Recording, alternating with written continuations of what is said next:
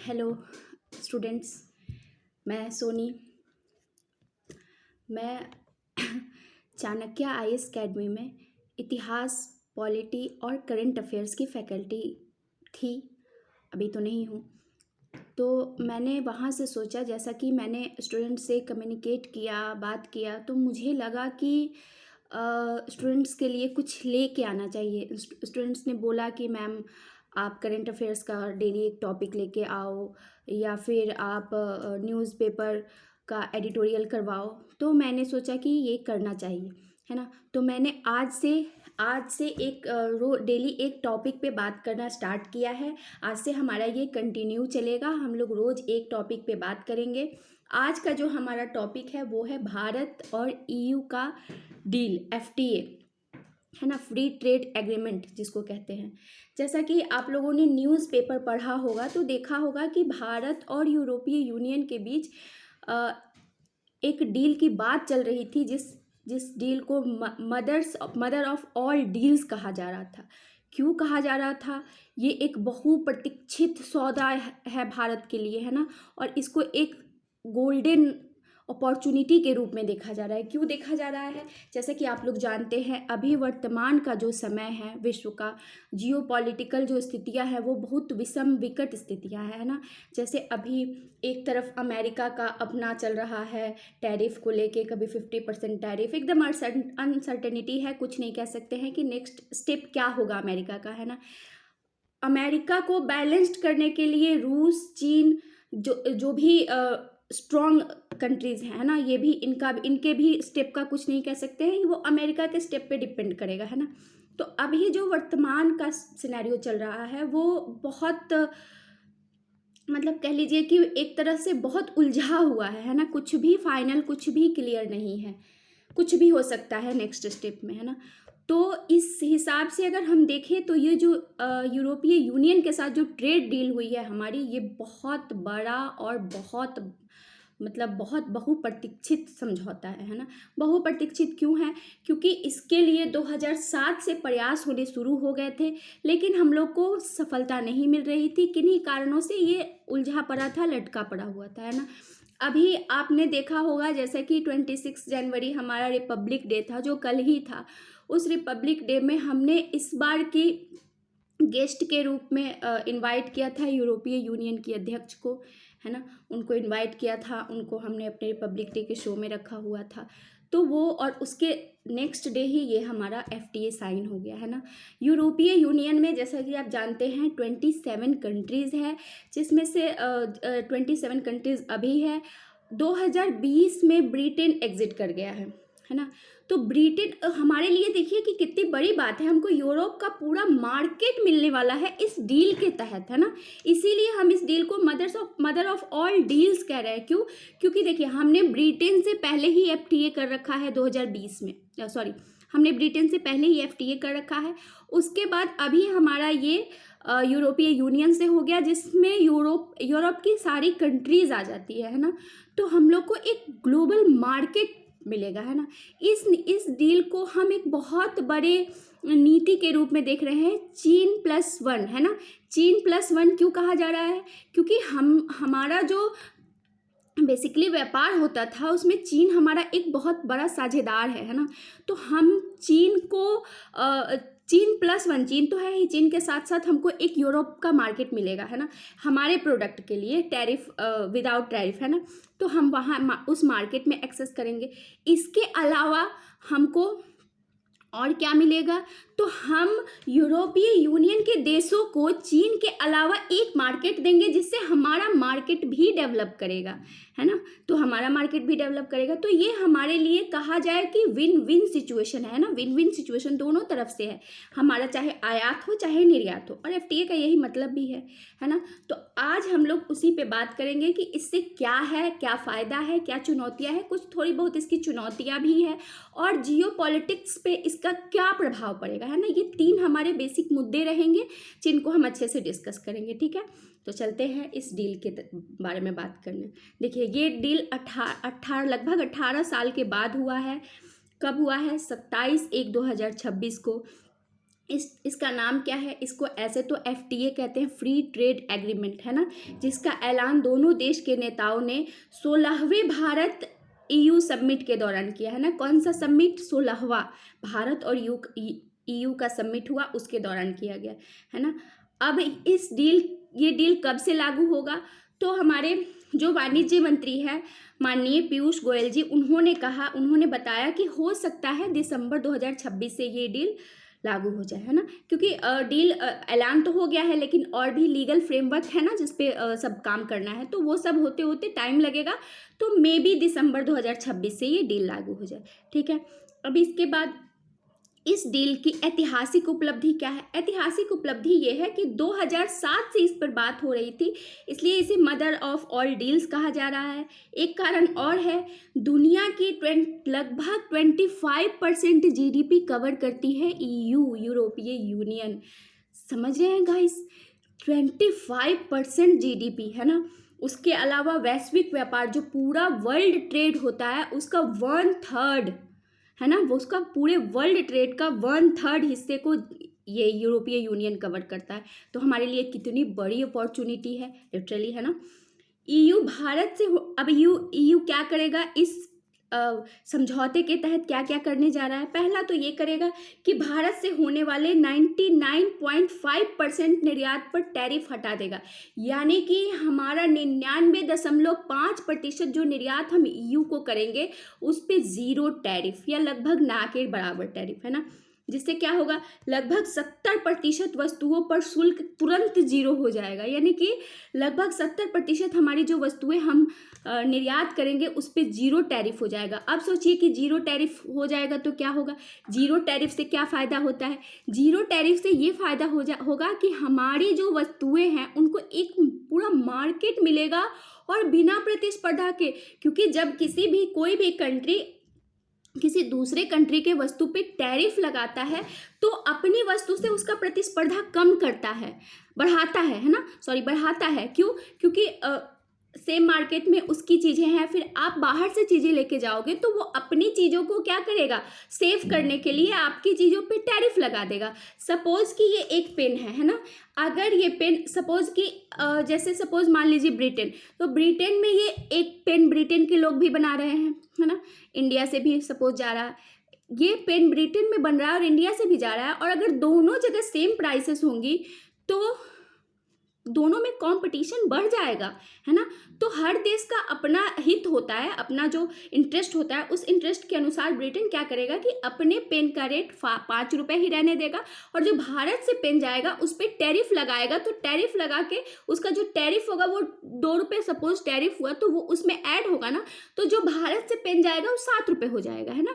और जो ब्रिटेन का पेन है वो कितने का है? 5 रुपये का। अब देखिए सेम चीज है ना, लेकिन चूंकि उसको अपने उद्योगों को संरक्षण देना है तो उसने क्या किया? हमारी चीजों पे टैरिफ लगा दिया। तो जब हमारी चीजों पे टैरिफ लगा दिया तो हमारी चीजों का रेट तो ऑलरेडी बढ़ गया, तो हम मार्केट में थोड़े स्लो होंगे कि नहीं होंगे? कंपीट करने में हम थोड़े पीछे रहेंगे कि नहीं रहेंगे, है ना। तो सेम इंडिया भी करता है। इंडिया भी क्या करता है? इंडिया अपना एग्रीकल्चर और डेयरी दोनों को बचा के रखता है ना, बाहर से जो भी आता है उस पर खूब टैरिफ लगाता है, जिसकी वजह से यहाँ पे मार्केट एक्सेस नहीं मिल पाता है ना। तो इंडिया क्या करता है? हर देश अपना बचाता है ना। हमारे साथ ये दिक्कत भी हुई है इसको लेके, है ना। थोड़ा सा पीछे इतिहास में जाए तो जब हम ब्रिटिश ईस्ट इंडिया कंपनी के अंदर थे तो उन्होंने क्या किया? उन्होंने एक तो हमारा कच्चा माल लिया, है ना, दूसरा क्या किया कि हमारे जो हस्तशिल्प उद्योग थे उनको ख़त्म कर दिया। कैसे ख़त्म किया? ऐसे थोड़ी मार के ख़त्म किया, नहीं। उन्होंने क्या किया कि ब्रिटेन से जो भी उत्पाद आ रहा था, अब देखिए ब्रिटेन में औद्योगिक क्रांति हो चुकी थी, भारत में तो हुआ नहीं था। औद्योगिक क्रांति हो चुकी थी तो उद्योगों से सामान बन के आ रहे थे खूब ज़्यादा, उन सामानों को मार्केट चाहिए था, भारत उपनिवेश था तो बेहतर जगह था उनके लिए, है ना। और उन्होंने क्या किया कि ब्रिटेन की वस्तुओं पे बिना कोई टैरिफ लगाए भारत के मार्केट में छोड़ दिया, है ना। अब कहाँ एक हस्तशिल्प उत्पाद है और कहाँ उद्योगों से बनी हुई चीज़ें हैं, है ना, जो देखने में भी ज़्यादा अच्छी हैं, कम समय कम लागत पे बन रही है ना। हमारे यहाँ हस्तशिल्प उद्योग है तो हमारे यहाँ उस समय चूंकि हम उपनिवेश थे तो हमारे पास वैसी कोई व्यवस्था नहीं थी जो हमारे उद्योगों को संरक्षण दे पाती, उनको बचा पाती। अगर उस टाइम हम स्वतंत्र होते या ऐसा कुछ होता तो क्या करते हम, जैसे ही ब्रिटेन का औद्योगिक उत्पाद हमारे यहाँ आ रहा है, हम क्या करेंगे, हम सीधे टैरिफ बढ़ा देंगे, जो कि ब्रिटेन ने भी किया था। जब भारत के सूती वस्त्र, पहले तो औद्योगिक उन्होंने अपने उत्पादों को हमारे यहाँ ढकेला, फिर बाद में जब भारत का सूती वस्त्र जो था, वो सूती वस्त्र की मांग ब्रिटेन में बहुत ज़्यादा थी, जिससे वहाँ प्रतिस्पर्धा बढ़ी। तो वहाँ के जो एलीट क्लास थे या जो उद्योगपति थे, उन्होंने डिमांड किया कि भारत की वस्तुओं पे टैरिफ लगाइए। तो एक समय ऐसा आया कि इंडिया चिन्स जिसको बोलते थे, वो सूती कपड़ा होता था, उस पर 35-40% तक टैरिफ लगा, है ना। क्यों? क्योंकि वहाँ अपने मार्केट को बचाना था। हमारे पास वैसी कोई मशीनरी थी नहीं जो अपने मार्केट को बचा पाए, तो इसलिए अंग्रेज़ों ने अपने हिसाब से किया, अपने उत्पादों को हमारे यहाँ ढकेला और हमको, अब इससे क्या हुआ, हमारे हस्तशिल्प उद्योगों का नाश हुआ। तो फिर बहुत सी परेशानियाँ खड़ी हुई। खैर, हम उस टॉपिक पे नहीं जाना चाहेंगे क्योंकि वो इतिहास का टॉपिक है और उसमें एक पे एक बहुत सारी उसकी गांठें खुलती चली जाएगी, है ना गाइस। तो हम उस पर नहीं जाएंगे, हम आते हैं अभी अपने इस टॉपिक पे, है ना। तो हर देश अपना टैरिफ लगाता है ना। तो लेकिन जब यूरोपीय यूनियन टैरिफ खत्म कर देगा तो 70% हमारे उत्पादों पे टैरिफ क्या हो जाएगा, ज़ीरो हो जाएगा। तो सोचिए हमारे उत्पादों को कितना बड़ा मार्केट मिलेगा।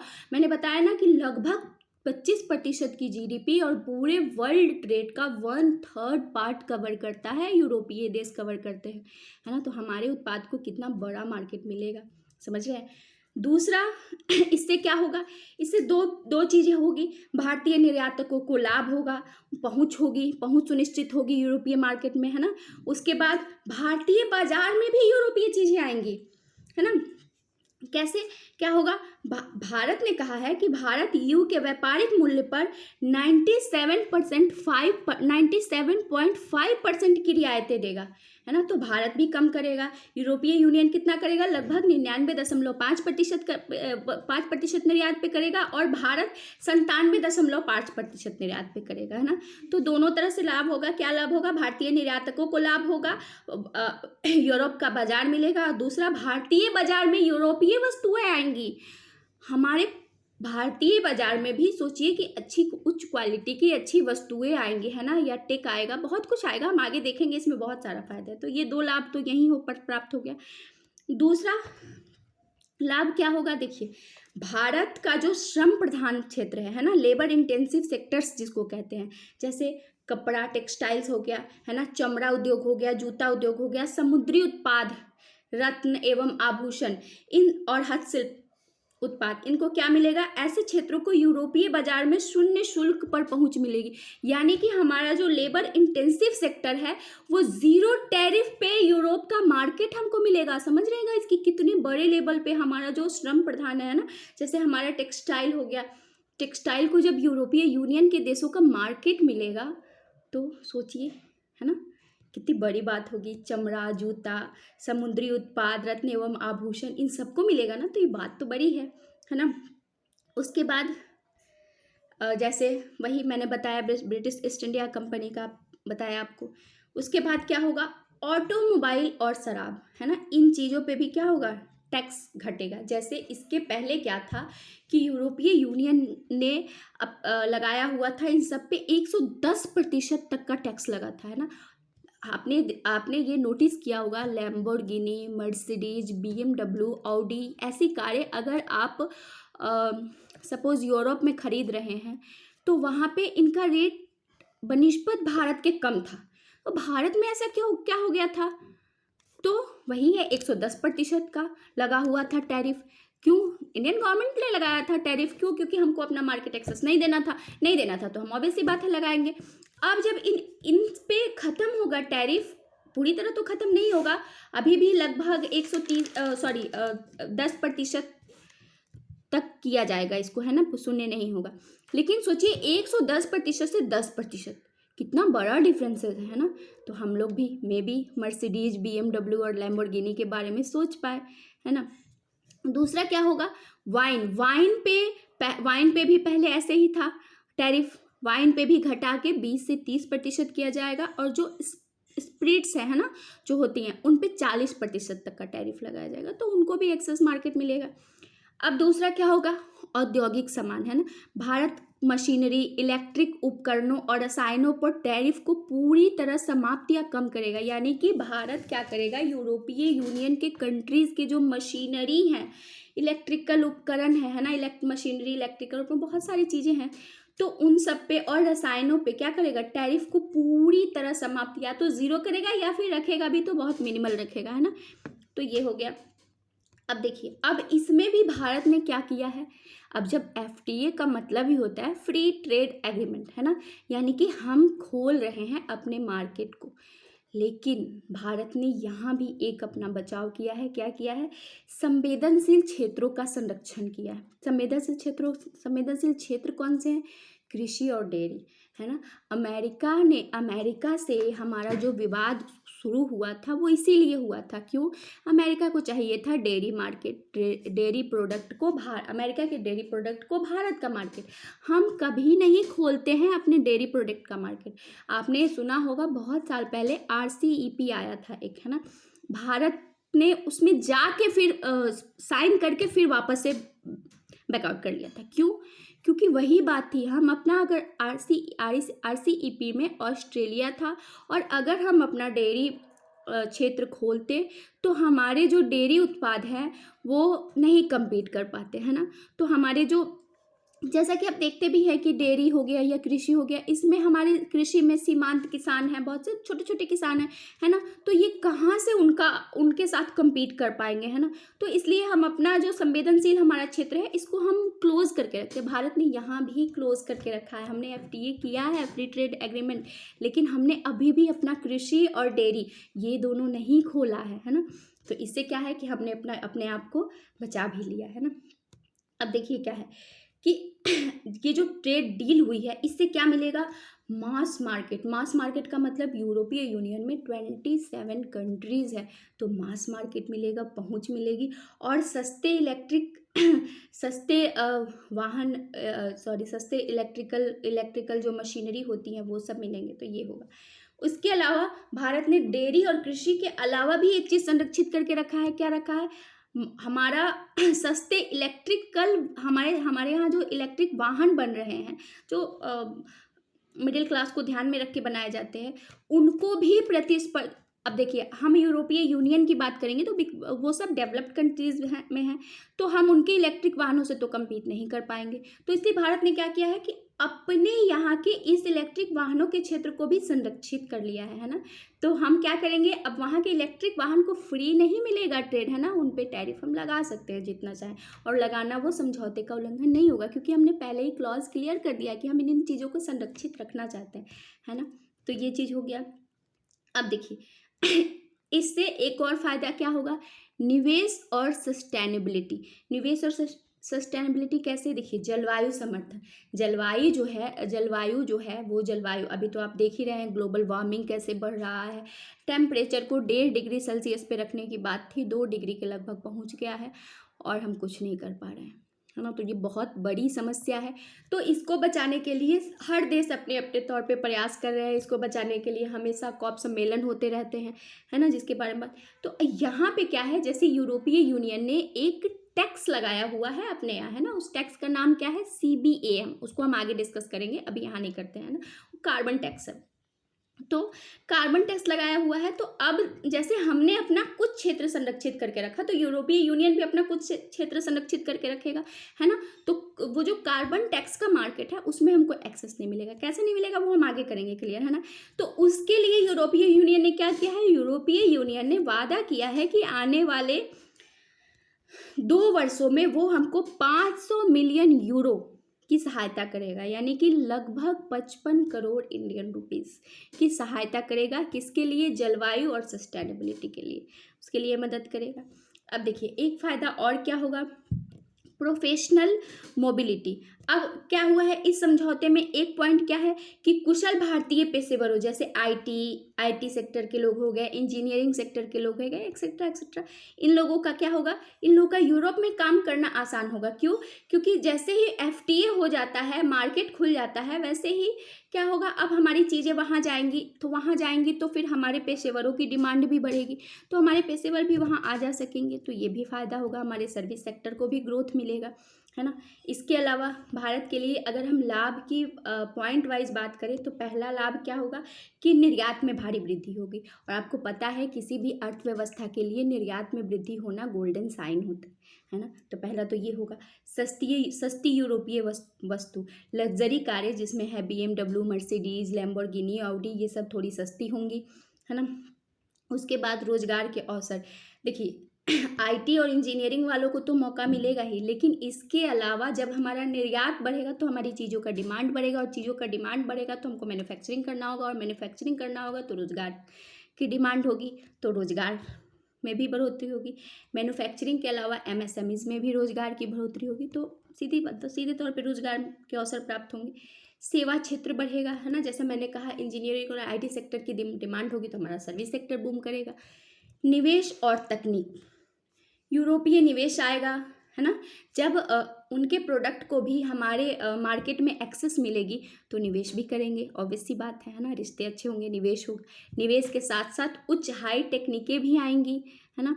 इसके अलावा क्या होगा, चीन पर निर्भरता में कमी, है ना। पूरे वैश्विक सप्लाई चेन में यूरोपीय यूनियन से एफटीए का मतलब है कि हम वैश्विक सप्लाई चेन में एक मजबूत प्लेयर के रूप में शामिल होंगे, है ना। तो पहले अब देखिए चीन क्या है, चाइना ने क्या किया है, चाइना ने पूरे मार्केट को पकड़ रखा है ना। तो जैसे ही हम एफटीए करते हैं इसका मतलब यही है कि वैश्विक सप्लाई चेन में भारत भी शामिल हो जाएगा। अब ये सब तो हमने इसके लाभ देख लिए, इसके लाभ से अब ये पॉइंट उठता है कि क्या इसकी कुछ चुनौतियां भी है। बेशक हर चीज़ का दो पहलू होता है ना। तो इसका भी है, इसकी चुनौतियां क्या है, तो पॉइंट टू पॉइंट बात करें तो पहली चुनौतियां है स्थानीय उद्योगों पर दबाव पड़ेगा। स्थानीय उद्योगों पर दबाव कैसे पड़ेगा, यूरोपीय संघ के सस्ते और उच्च गुणवत्ता वाली मशीनरी आएंगी। वही बात कि हर देश टैरिफ लगा के क्या करता है, अपने उद्योगों को, अपने प्रोडक्ट को बचाता है। अगर उसको ये अगर डर है कि मेरे प्रोडक्ट उच्च गुणवत्ता वाले प्रोडक्टों से compete नहीं कर पाएंगे तो हम क्या करते हैं, सीधे सीधे टैरिफ बढ़ा देते हैं। लेकिन अब जब हमने एफटीए कर लिया तो हम नहीं बढ़ा सकते हैं ना। तो इसलिए मे बी उच्च गुणवत्ता वाले मशीनरी और रसायनों से हमारे एमएसएमईज को कड़ी प्रतिस्पर्धा मिलेगी, कंपटीशन मिलेगा, है ना। तो कंपटीशन वो मिलेगा। दूसरा पॉइंट है कार्बन बॉर्डर टैक्स, CBAM, जिसके बारे में हमने अभी बात की, जो मैंने कहा कि आगे बात करेंगे। CBAM क्या है, कार्बन बॉर्डर एडजस्टमेंट मैकेनिज्म।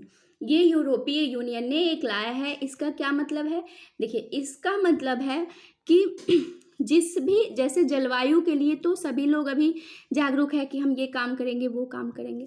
तो यूरोपीय यूनियन ने कहा है कि हम ऐसी कोई भी वस्तु जैसे सपोज ये एक पेन है, इस पेन के उत्पादन में कितना कार्बन उत्सर्जन हुआ है और आपके यहाँ कितना कार्बन सिंक है, उसके हिसाब से टैरिफ लगेगा, है ना। जैसे इसके उत्पादन में बहुत ज़्यादा अगर कार्बन CO2 निकला है ना, तो इस पे उस हिसाब से टैक्स लगेगा, है ना, जो कि कितना भी बढ़ सकता है। तो ये जो है इससे हमारे किसको चुनौती मिलेगी, तो हमारा जो स्टील और एल्यूमिनियम है ना, आप जानते हैं कि स्टील और एल्यूमिनियम दोनों को बनाने के लिए कार्बन उत्सर्जन होता है ना। तो CBAM के तहत स्पष्ट नहीं किया गया है कि क्या रहेगा रवैया, लेकिन CBAM जो है उसके तहत अगर किसी भी प्रोडक्ट को बनाने में कार्बन उत्सर्जन ज़्यादा होता है तो उस पर उतना ज़्यादा टैरिफ लगेगा। तो ये एक चुनौती है ना। तीसरा क्या है, सख्त मानक, है ना। स्वास्थ्य और सुरक्षा का जो मानक है वो यूरोपीय यूनियन में बहुत कड़ा है ना। तो इसके लिए अब हमारी जो भारतीय कृषि है और जो फार्मा के उत्पादन प्रक्रिया में निवेश बढ़ाना होगा। क्यों निवेश बढ़ाना होगा, क्योंकि उस सुरक्षा के मानक तक उतरना होगा, है ना।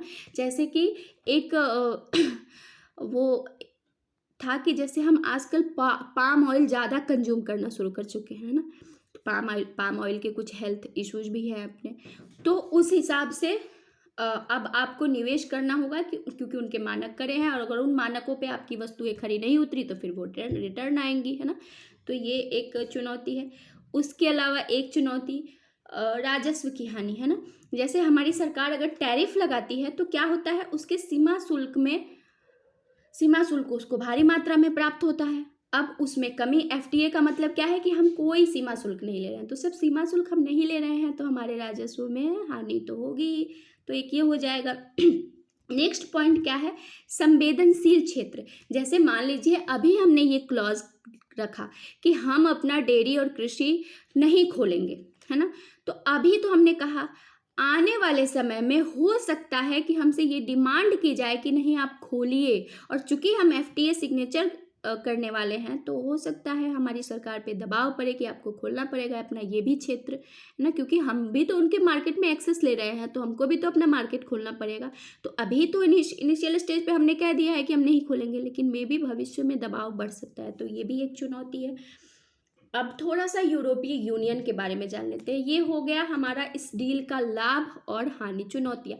देखिए इतनी सारी चुनौतियाँ होने के बाद भी अगर देखा जाए तो चुनौतियों से ज़्यादा लाभ है ना। और हर चीज़ के दो पहलू होते हैं, तो चुनौती अगर इस पर भी वर्क हो तो ये चुनौतियाँ भी खत्म हो सकती है, कम हो सकती है, और ये हमारे लिए एफटीए एक बहुत बड़ा कह लीजिए कि गोल्डन अपॉर्चुनिटी है ना भारत के लिए।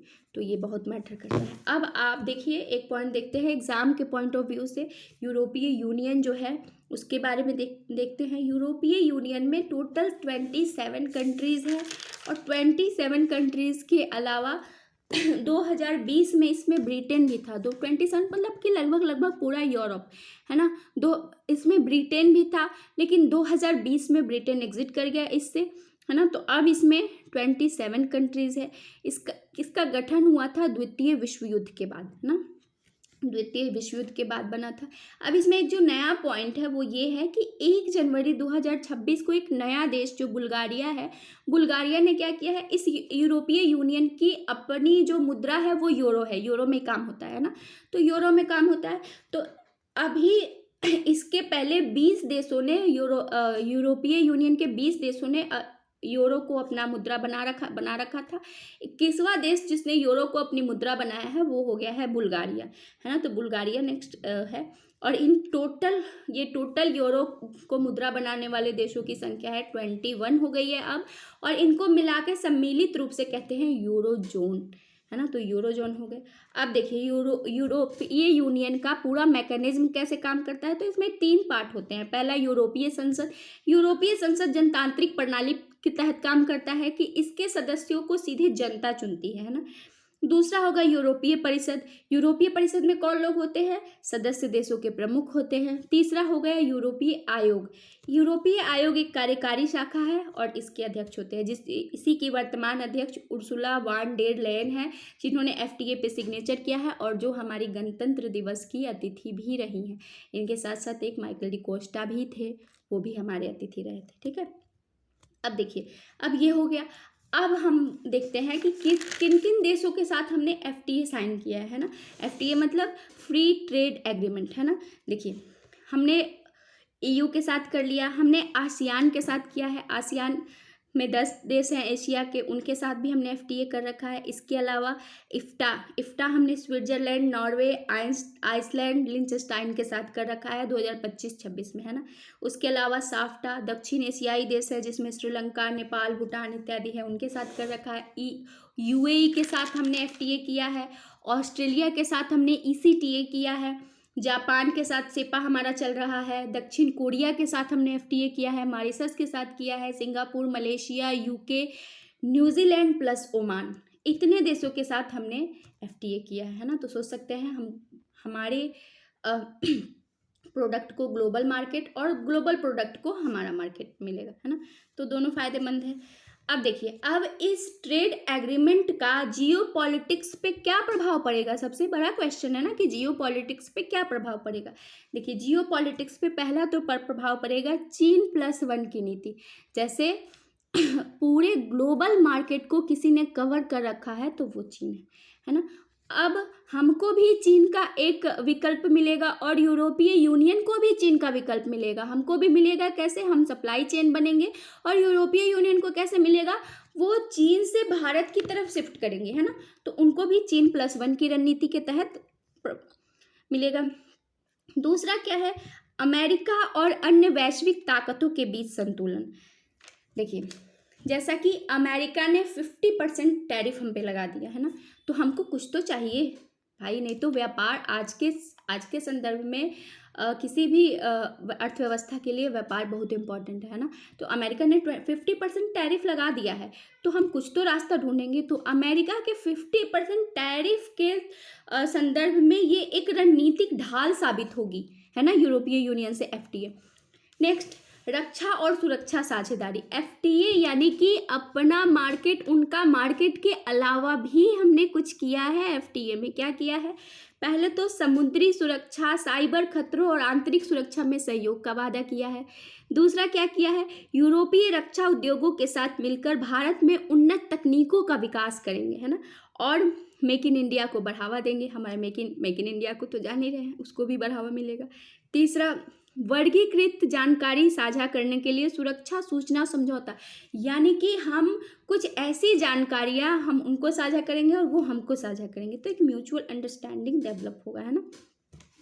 बहुध्रुवीय विश्व में भारत का बढ़ता कद, ये सबसे अहम पॉइंट है ना, कि अभी जैसे शीत युद्ध के बाद का जो वर्ल्ड था वो बाइपोलर वर्ल्ड बन गया था, है ना, जिसमें 2 ही कंट्रीज थी।